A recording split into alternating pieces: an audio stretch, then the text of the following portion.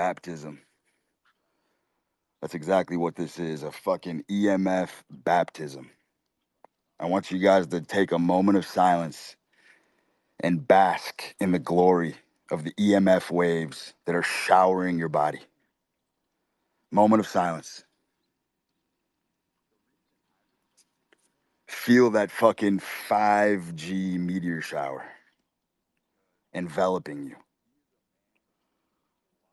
I'm not gonna lie, I climbed a fucking EMF tower. I climbed a 5G tower, which I am standing atop to host this spaces. And I guarantee you, my third son will be on the way very shortly. So let's have a quick moment of silence.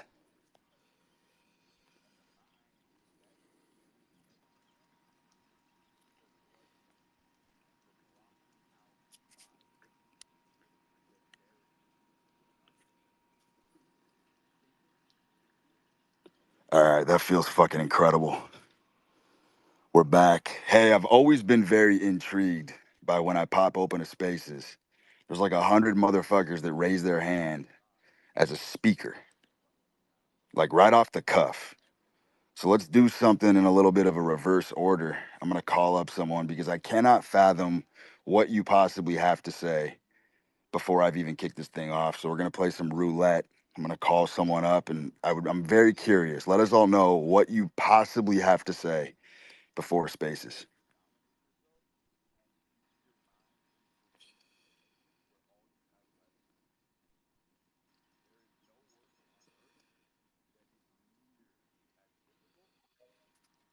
This is gonna be real good. Walker, give us a seance. What's What's up? up, Root? How are you doing? How you doing? I've listened to your previous spaces, and I want to see what do you do to be seen as the fun guy. I know you've talked about fun is in, fun is what wins nowadays. What have you done to be seen as the fun guy? Yeah, we'll get into that. I have a good tie-in for this, the way I was gonna actually jump this off. So I have had the pleasure of speaking with many professional athletes through my platform. I DM guys that you would all know routinely. We talk mindset. There's a lot of fucking athletes in this world that when they show up on game day, they have applied my principles, my thinking, my philosophy. A lot of you motherfuckers don't understand this, but this is a fact. There are motherfuckers who you watch on TV who have my core philosophy rumbling in the back of their head when they're performing at the highest levels. But I had one earlier this week that was the most intriguing interaction I've ever had on here because I got a DM at like 3 o'clock in the morning from a professional athlete. And to protect his privacy, I'm not going to tell you the sport, but you would all know who he is. And it was like a confessional. This guy's telling me basically that he despises the fucking sport that he plays. His whole world is fucking crumbling on him. His dad don't speak to him. He's got a cadre of fake friends.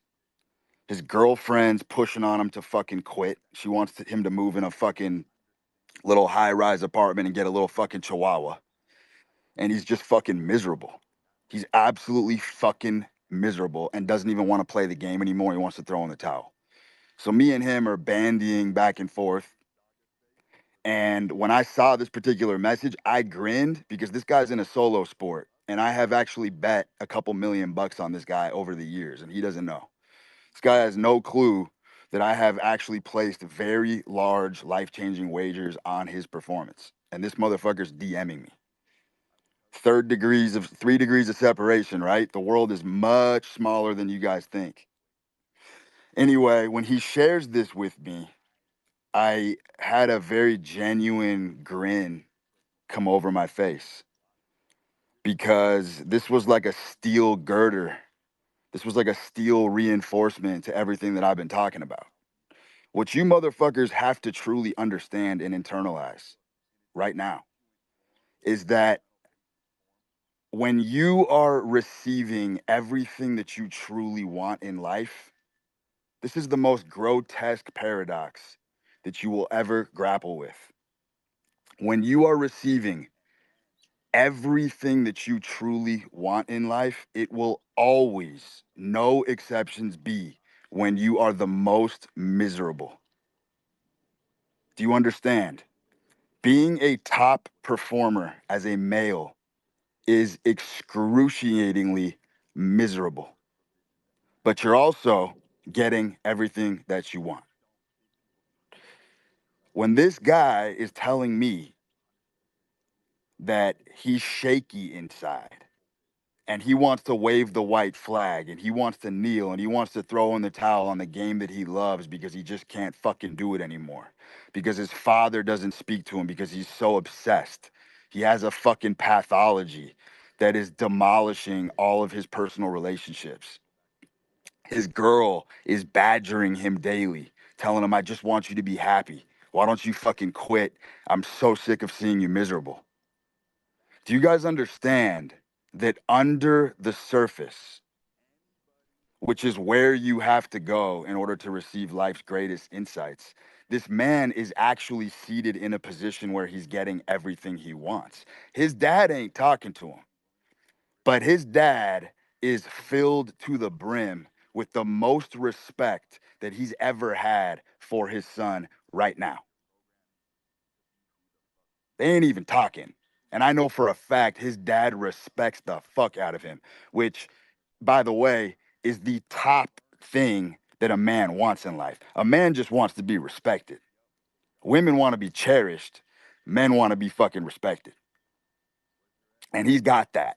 And I told him in the DM, I said, listen, I said, the only reason why your girl is with you right now is because you are miserable. Wrap your head around that. The only reason his girl is rocking with him, ride or die right now, is because of how miserable he is. The minute, the very second he decides to choose the happy path, she's gone. Dunzo. Not coming back. Gone. And it's all a shit test. Do you understand? It's all a shit test.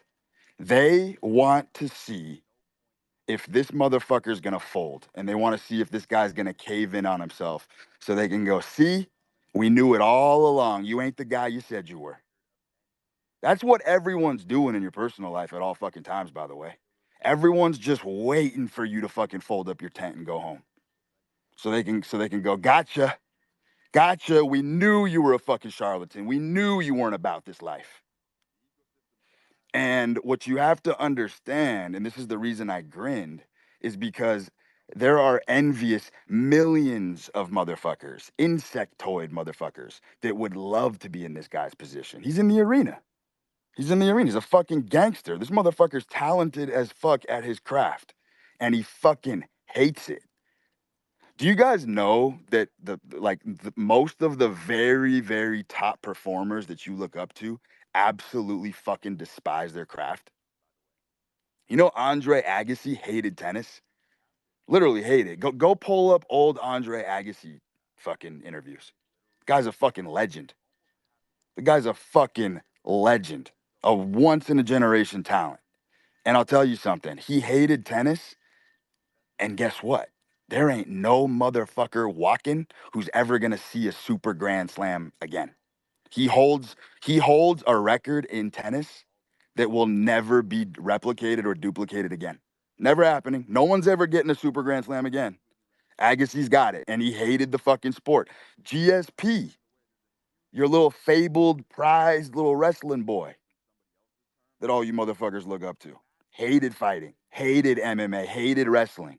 He's got interviews and shit. He would talk about the anxiety and the tension and the fear and how rattled he would be before matches. He didn't even want to fucking be there. Motherfucker was at the top of his game. Joe DiMaggio hated baseball with so much rancor in his heart. Fucking hated the game. Ain't no one ever getting a fucking 62 hit game streak again. That motherfucker's holding the crown jewel in the game of baseball. There ain't no one who's gonna eclipse that hit streak ever again. And he fucking hated it, despised it. And he was getting everything he wanted. He was getting everything he wanted. You know, the rocket metaphor you know, the physics, the telemetry of the direction of a rocket. Yes, space is fake and gay, but the analogy remains the same. The type of propulsion that you need as a man just to get your wheels off the ground and fucking puncture the atmosphere. People don't understand how hard you got to hang on until you break through the fucking firmament. People do not really comprehend how much throttle and how much thrust it actually takes to carry your vessel through the fucking gauntlet, cruising to an altitude where then you can kind of lay off the throttle a little bit and just fucking bask in the grace for a second. It takes so much upward thrust through so much grief and deprivation and fucking misery. And you know, this guy that I was DMing with, this athlete, I told him, I was like, dude, you got to understand that the misery is the glue that's holding everything together right now. You know what I mean? God did not build men to be happy little fucking faggots prancing around in fucking tulip fields. That was never the fucking case, because this hardware that you have been blessed with, fuck, I venture to fucking let's lasso in software too. The male software and the male hardware is so fucking durable. It's so fucking hardy. You know what I mean? It's just, it's stalwart. It's almost undefeatable. And you can put yourself through so much contortion to get to where you need to be as a man. You can fucking handle anything. The more fucking shit you put on your plate, the more you fucking rise to the occasion every fucking time. It's just a fact. And so the misery that this man is experiencing is actually the cohesion. His girl is in love with him more than she's ever been in her entire life right now. And that's the irony of life. And that's another one of these magnificent fucking paradoxes, is that you will receive the most undying loyalty and love from a woman when you are least receptive to it, when you're numb to it, when you can't even fucking see straight and your head is fucking on a gimbal, spinning, rotating on that fulcrum. That is when you will receive the most undying love. It's also when you'll receive the most money, success, and wealth. Look, there is nothing glamorous about being a high performer whatsoever. It is, you are in miserable conditions, but you also have all these little virtues quaking under the surface that you want. You got the respect. You got the fucking love. You got the fucking cribs. You got the cars. You got the toys. You're literally this the epicenter of the fucking universe, and it ain't fun. Like, sometimes you don't even fucking enjoy it. But that's the beauty of being a man, is you can have everything you want and not enjoy it, just to fucking show that you did it. It's one of the wildest fucking paradoxes. And then this motherfucker cashes this in and goes to the bartering table and listens to his girl and goes, you know what? Fuck this sport. You're right. Let's just go move into our little apartment and get a little fucking dog and shack up. That relationship is fucking toast. It's so fucking toast. He's so fucked if he chooses that route. And so he's got to double down. He's got to lean into his nature. He's got to lean into his fucking nature. I do want to pivot a little bit.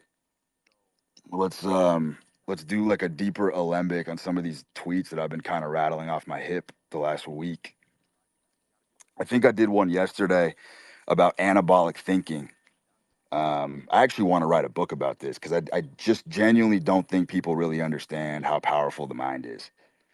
And I said something to the effect of that the way that you think, the way that you perceive the world has 100x the anabolic effects of any food or supplement or compound that you'll ever take.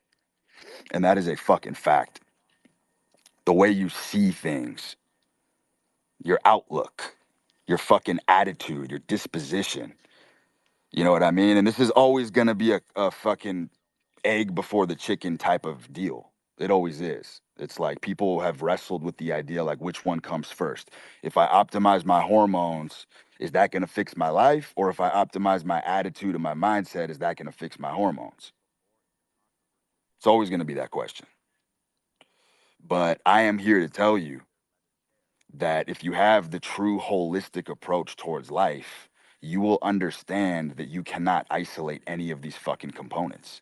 You can't do it. This is why it is so tough to offer up, to serve up good diet advice and see someone actually stick to a radical dietary change. It is very rare that in the middle of someone's life that they can actually stick to and adhere to a radical diet change. It is the hardest thing to jackhammer in a man. And the reason is because you have to understand that a person's predilection towards their dietary habits are very tightly interlocked with all the other ideologies that they hold on to. The way they politic, the way they fucking their ontology, their fucking philosophy, their economic strategy, their economic viewpoints, all of that ties in with the way people eat. And if you really want to make someone have a radical dietary change, you have to mutilate, you literally have to mutilate like 9 other aspects of their personality because everything is tightly interwoven in the system. This is how humans work. And so when you try to make little changes in one department without changing everything else, you have zero idea what kind of damage you're doing to these other structures. You understand? You change a man's politics, you change the way he eats food, you change the way he interacts with life. Everything is downstream from these larger macro funnels. It's factual. And everyone wants to go fucking downstream and pick the low hanging fruit. And that's why they can't fucking stick to these things. You know what I'm saying? Like you get a fucking some loser who fucking can't get what he wants in life, and you tell him, hey buddy, if you start fucking pounding raw milk and eating steak, your life's gonna change. Come on, man. Come on. I wasn't fucking born yesterday. That's not how the fucking game is played whatsoever. Because what you're really trying to do by eating properly is you're trying to change the way you feel. And that's what the ingestation of all these compounds and shit. Motherfuckers somehow are under the guise that if you feel a certain way, that that's going to catapult you to where you want to be. And I think we've seen innumerable amount of examples of motherfuckers who perform regardless of how they feel, right? Feeling is not a prerequisite to success whatsoever. You don't have to like what you're doing to succeed. You don't have to be happy doing what you're doing to succeed at all. That's never been the case, not for men anyway. And so the point is, the overarching point is that you have to attack the mind first. You know what I mean? And then the fucking food and the supplements. Like, look, my diet is fucking immaculate. It always has been, but I see it as just the polish. You know what I'm saying? Like my blades are already fucking razor sharp, and the food is just the fucking polish at the end. That's all it is. That's all it is. I just have a deeper reservoir. I have a deeper wellspring to tap into of energy because I do eat well. The jacked thing is the same fucking thing, by the way. You know what I mean? Like I think it's time that we really put to bed the whole fucking jacked meme. It's just not, the efficacy just ain't there. It's not doing for men what they thought it was gonna do. Every fucking idiot, every midwit thought that if they went into the gym 6 days a week and put on fucking 10 pounds of muscle, that somehow magically everything was gonna fucking fall in their lap on a silver platter. Women were gonna fucking throw themselves to you. Fucking opportunities are gonna fucking, you know what I mean? Be storks are gonna fucking deliver opportunities to your fucking doorstep. And I think if we're really being honest with ourselves, we all know that's a fucking crock of shit. We all do. We all do. In the modern age, if you get super jacked as anything but a consequence of being athletic and strong as fuck, you're doing it all wrong. Like I'm pretty jacked, objectively. My back is the size of a fucking 2-bedroom apartment. But I'm telling you right now, I ain't ever measured a single proportion on my body or given a single flying fuck about any particular muscle group. I'm just a fucking strong athlete. So of course I'm fucking jacked. But it's as a fucking byproduct. You know what I'm saying? It all ties in with my whole fucking central thesis about how you got to train the way you think. You got to do business the way you train. Everything is fucking connected. Everything. If you're a fast twitch fiber motherfucker and you think quickly and you're an improviser, you know what I mean? You have sort of that jackal mentality, that sort of hunter predator mentality in life, the way that you view things, the way that you seize and capitalize opportunities that come across your desk, then you better fucking orchestrate your fitness in the same manner.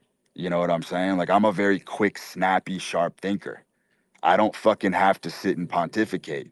Therefore, me going into the fucking gym and sitting on a leg press and doing slow muscle contractions is gonna have a negative, detrimental effect to the way that I think. But me going in and doing whip fucking snap power cleans at 300 pounds is gonna reinforce and bolster the way that I think. Do you understand how all this shit's connected? It is. It's very much connected. I'm a fucking sprinter by nature, and therefore I treat my life with that same accord. Thinking is extremely anabolic. I challenge you motherfuckers to go look back at all the beautiful minds that you guys fucking give blandishments and laudations to on the timeline. Go look at all the fucking generals, the true leaders of men, right? Because look, I'm gonna tell you right now, in the modern day and age,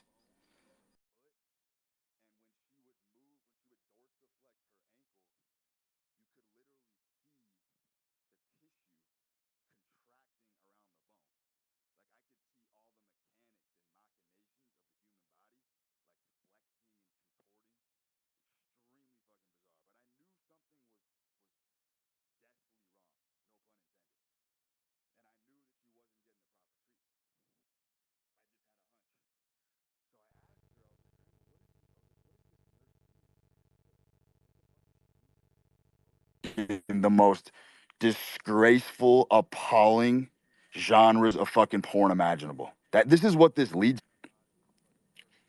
And look, I'll give you the real benefits of being jacked. If you wanted like a clear cut idea of all this shit, if you are super fucking jacked as like a prescription, yes, 100% it will amplify your dating success with like fives and lower.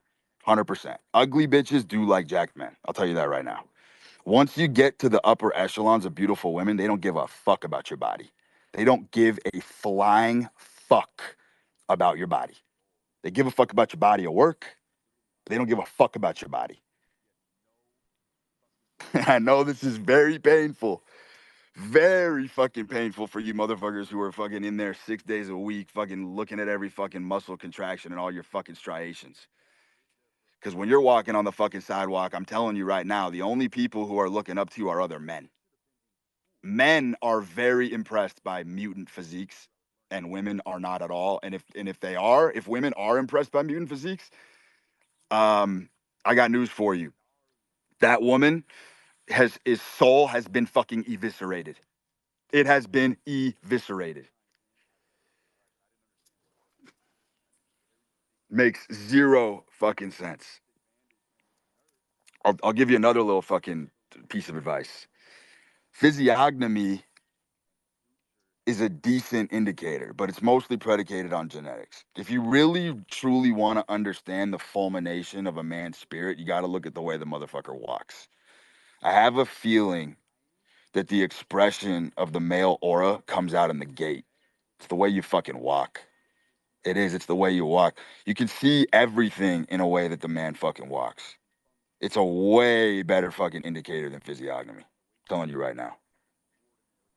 I'm telling you right now. Even your age shows up in the way you walk. That's how actually how you can tell someone's age is by the way they walk. Like, you should never be shuffling your feet. Um, and the swagger just gets incorporated in that. You know what I'm talking about? Like, this is why I'm telling you thinking is more anabolic, because I do actually believe that if you groove enough thinking patterns in your head, that it actually does put engravings in your face. It does. It morphs your face. The way you think over time actually does gratify the face in a certain manner. And it also imbues and endows itself in your posture, in your fucking aura. You know what I mean? Physiognomy is interesting. If you look at really, really ugly, hideous people, you will notice a deep association with petty crime. Petty crime is for very ugly, hideous people. Go look at like old bank robbers and shit. Um, that would like do like little gay little fucking forms of thievery, like stealing like coops of chickens and shit. Like people who stealing candy, Snickers and shit from like fucking gas stations and shit. Hideous, hideous, ugly, wretched, decrepit looking motherfuckers.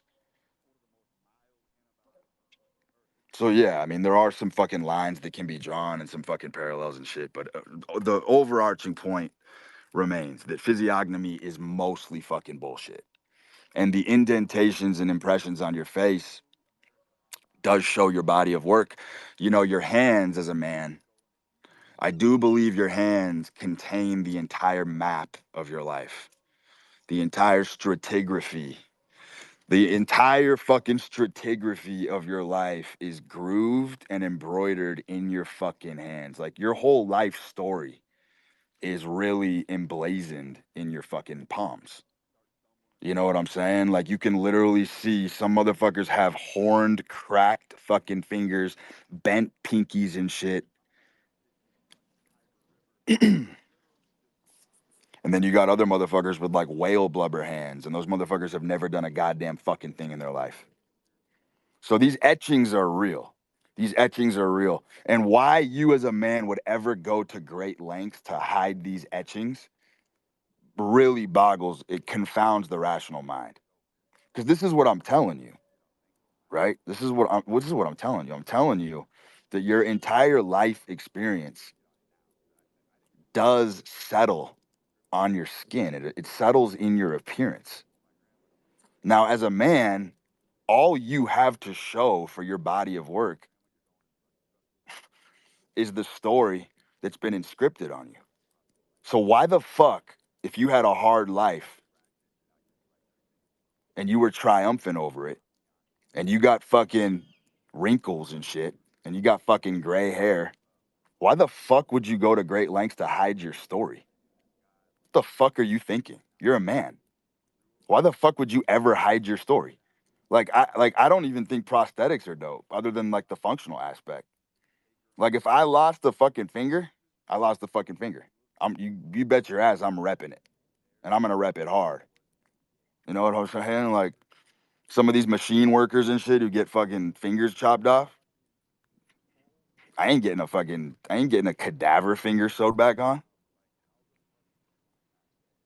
because it just becomes part of the inner working of the story. And so you got these fucking spray tan, roided motherfuckers that dye their hair black when they get to their 50s and 60s, hiding their life story. Fuck are you doing, man? Shit's gay as fuck.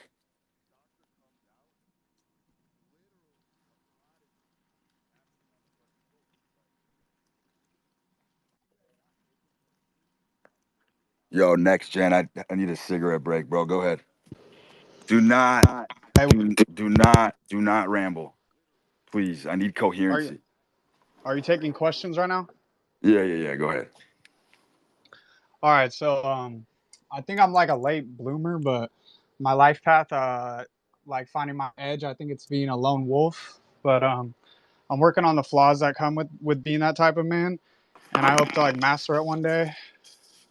But I'm getting into my late 20s. I'm not fucking rich and powerful like the giants like you and Tate and others I look up to and stuff. So I'm having to mix in the hyper normie life path for now, even though I think sometimes going homeless is what I need. But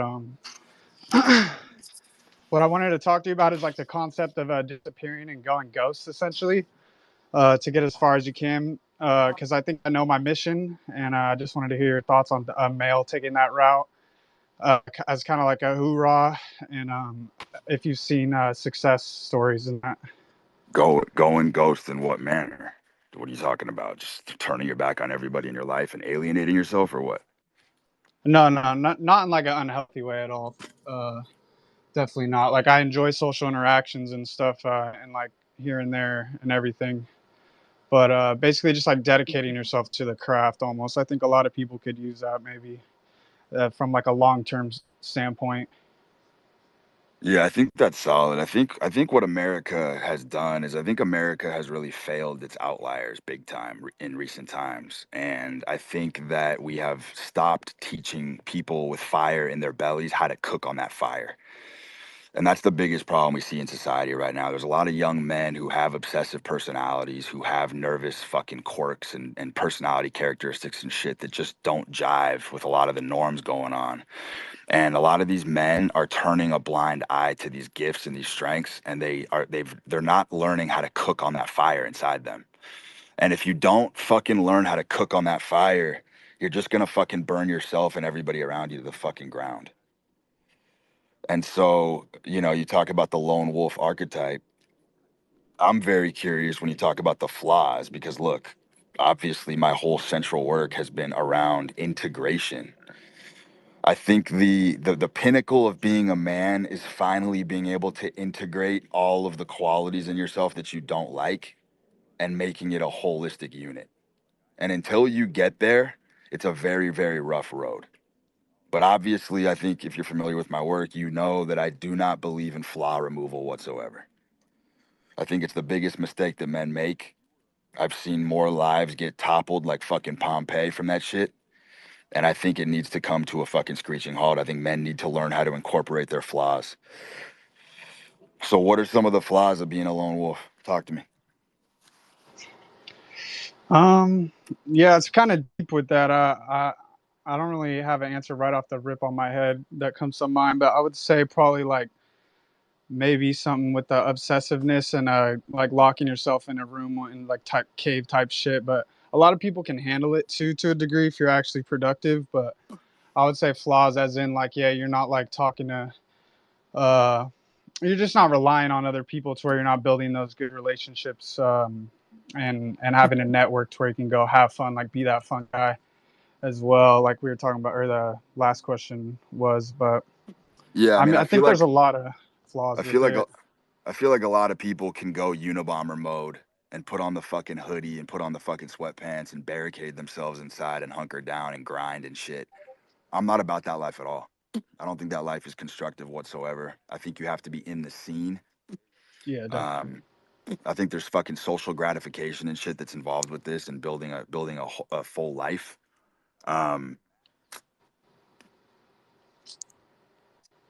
Yeah, yeah, man. I leaning into your edge and accepting the flaws. I've definitely learned from you. Like you just kind of everyone's built different. You kind of just gotta like use that as strength almost. Yeah, you got to ride the long tails is what you got to do on the distribution. You got to ride the long tails and you got to swing between extremes until you kind of strike that golden middle. And that's kind of what it is. It's like I said on the last spaces, winners do go through many prophecies and sagas where they're losing. Doesn't mean they're a loser, but they're on the other end of the long tail.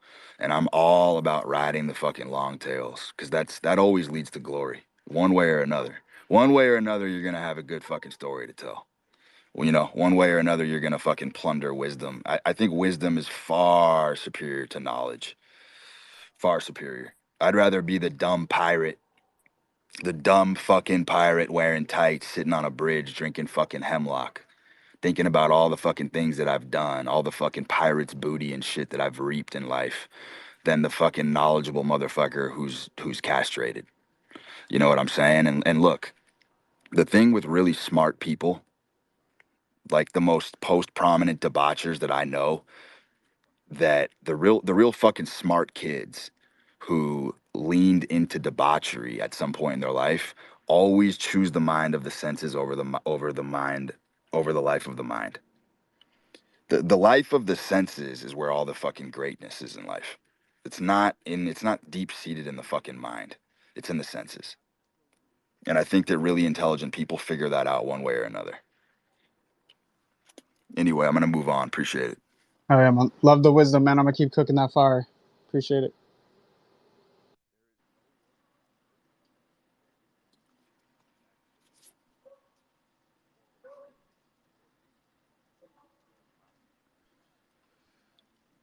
We are having a connection issue because of this gay Wi-Fi thing.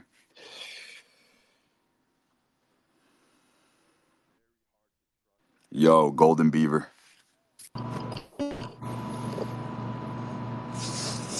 Hey, Brood, what's up?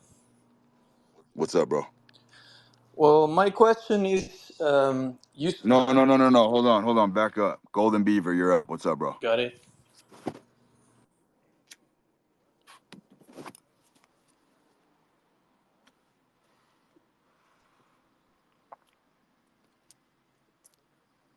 Can't hear a word. All right, Zero Soy. Go ahead, brother.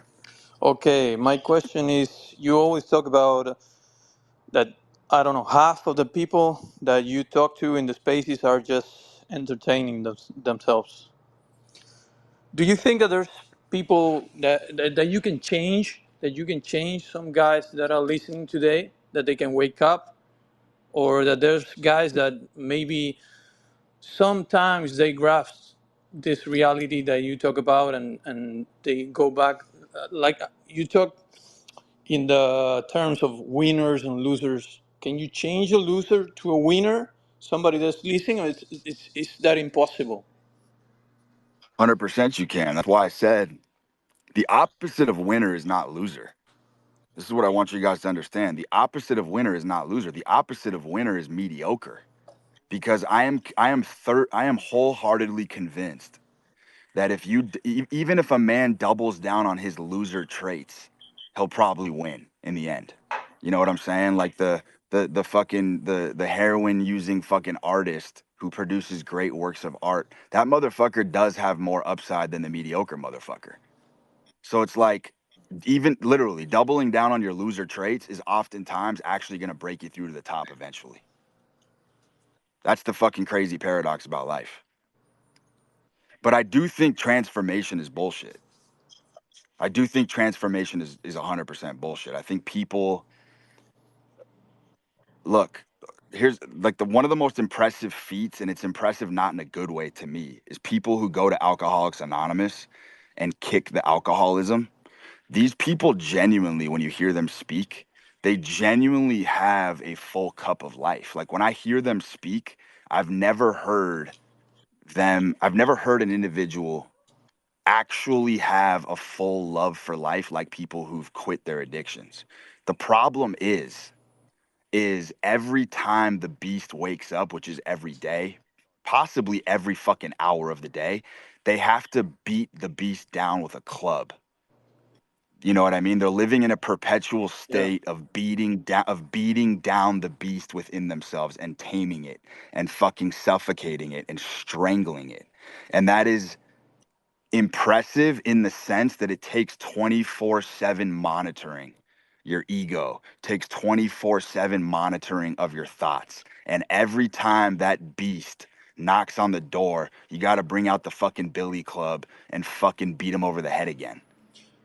But it's never going to die. And that's why I said the people who have beat their addictions for like 40 years. I remember hearing a guy speak. I think he was clean for like 40 years off of alcohol, and he came into a meeting and he fucking relapsed after like 40 years.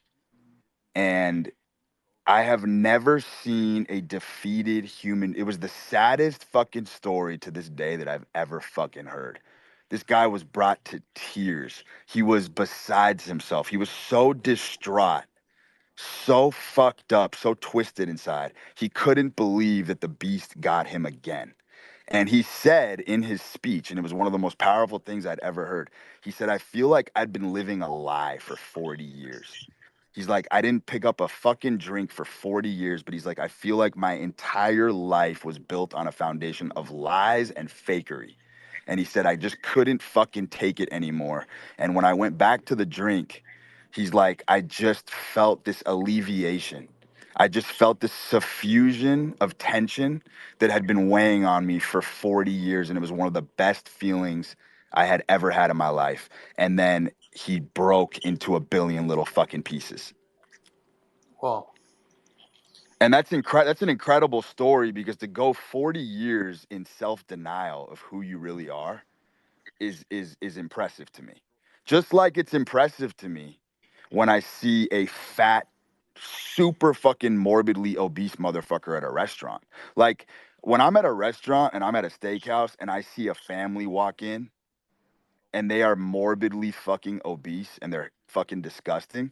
Like, I don't think people understand how impressive it is that someone allowed themselves to get to that point. It's equally as impressive as a pro athlete to me.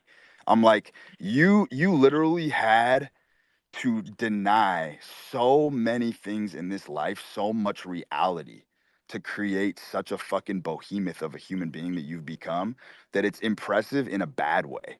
I'm just like sitting there jaw dropped, like, how the fuck did you even get to this point? Because there's so many instruments within my own psychology that would never allow me to let myself go like that. Like, it would be impossible for me to become a fat guy. It's literally not humanly possible. Even if I lost all my limbs, there's no way. I have way too much circuitry and way too many stop gaps put in place in my psychology that would never in a billion fucking years let me become that way. So the fact that there are people out there who will allow themselves to become just a grotesque fucking caricature of themselves is impressive. That takes work. Like, people look at this shit and they're like, these guys are fucking lazy.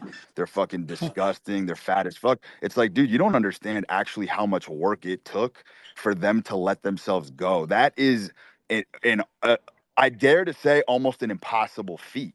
And so when I see people in this state of condition, where they're the absolute most abject losers on the planet. They have no accomplishments. They don't do a fucking thing. I'm like, that takes so much creativity. It takes so much creativity to be a broke loser. Like, you have to really, really work at it to get straight F's in class. You know what I'm saying? Like, people look at that guy and they're like, he's lazy. And I'm like, nah, that motherfucker's working harder than you. You got to work hard to be a loser.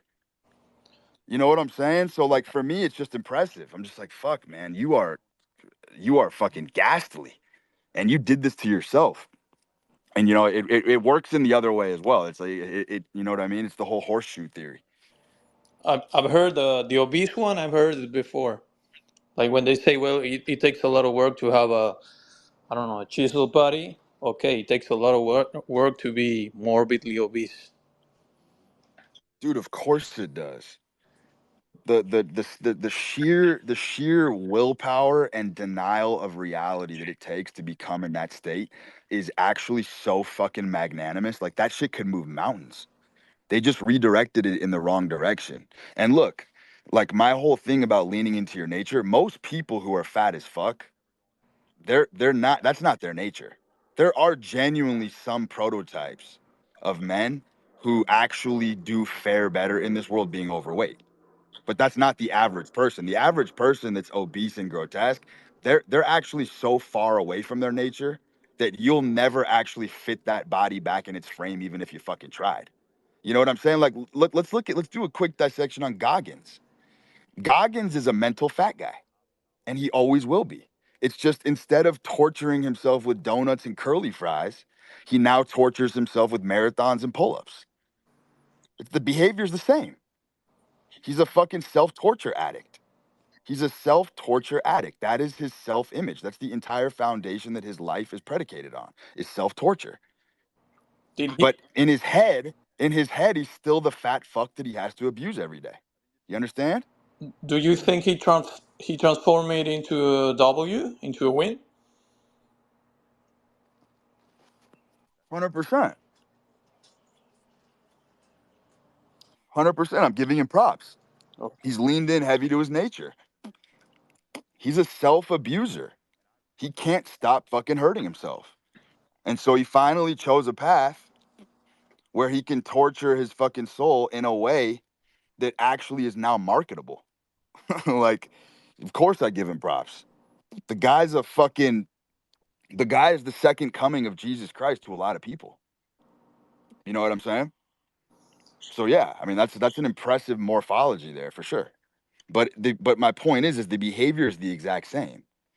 And he is the same guy, even when, the donuts and curly fries. That metaphor is fucking flawless because that's exactly what it is. I have an unrelated question of a story you told, the Mercedes. What happened when you received this letter saying that you left it on the road? It wasn't a letter. I did a credit audit. I think I was trying to get a crib, and on my credit report, it showed that there was a salvaged Mercedes still on the record, So, and I found out like 3 years later. Yeah. okay, thank you, man. Mm-hmm.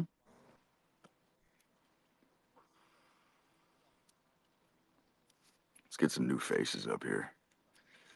New faces, new places.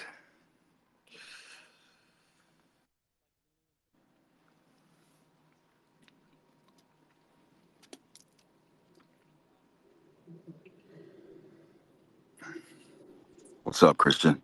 Yo, what's going on, bro? I want to open up a few cans of worms. The first one is relevant to your own temperament and your own edge. So, oftentimes, when you put out such a strong message like, anti-transformation, if you will, like going against who you really are, that leaves the listeners in a tough spot where it's like, okay, fuck, I don't necessarily like my natural predicament. So how do you view not necessarily rounding yourself out such that you lose your edge, but navigating your predisposition, your temperament relative to your desires? Because oftentimes our temperament or our edge doesn't come in the most pretty fucking package, right? So Exactly, which is what we just talked about in the beginning of the show. So go on. so that brings me to the second thing. You mentioned in a few spaces ago that when you're on your mission, a day or a week or a month is a fucking eternity.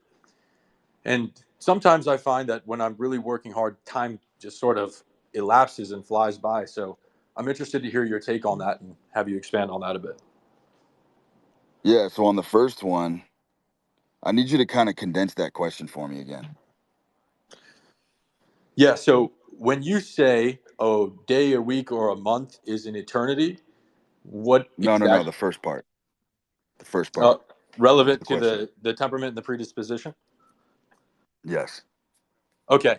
So how does one navigate not necessarily liking or enjoying their predisposition and who they are, but simultaneously move their life in a direction that they'd like it to go, and not necessarily be pinned down by their predisposition? Dude, that's exactly what I just talked about hating what you love. Hate and love are so close on the dial. That's what motherfuckers don't understand. It's like hate and love are almost identical. You know what I'm saying? Male hatred is identical to female love. So when haters are in my comments or people make fake accounts just to talk shit on my page, I'm like, dude, you're in love with me. You are literally Stan from that fucking music video and Eminem scribbling fucking letters to me. That's what you're doing right now. I'm not dumb. I see that shit fucking coming a mile away. So hate and love are very close. And like I said, male hatred is identical to female love. It's literally an identical mechanism, but it's just on opposite sides of the barbell. As a man, you there's zero prerequisite to enjoy whatever the fuck you're doing. That's not like a real thing. You don't have to be happy while you're doing things. Happiness is for women and children, first of all. Women deserve to be happy. Children deserve to be very happy. I don't think men deserve to be happy at all. You know what I'm saying? And look, this is paradoxical because the most miserable a man is, the happiest he really is. Because it means things are getting done.